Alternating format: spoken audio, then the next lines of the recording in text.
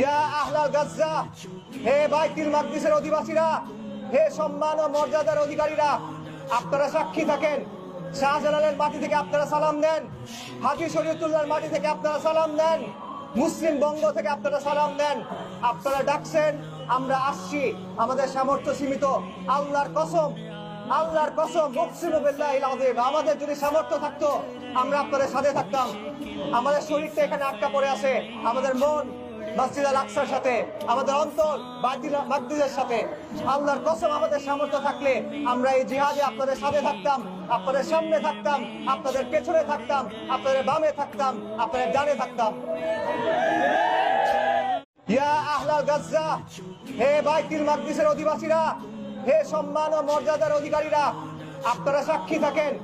শাহজালালের মাটি থেকে আপনারা সালাম দেন, হাজী শরীয়তুল্লাহর মাটি থেকে আপনারা সালাম দেন, মুসলিম বঙ্গ থেকে আপনারা সালাম দেন।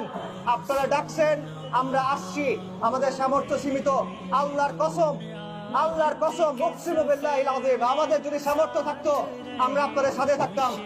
আমাদের শরীরটা এখানে আটকা পড়ে আছে, আমাদের মন মসজিদ আল আকসার সাথে, আমাদের অন্তর বাইতুল মাকদিসের সাথে।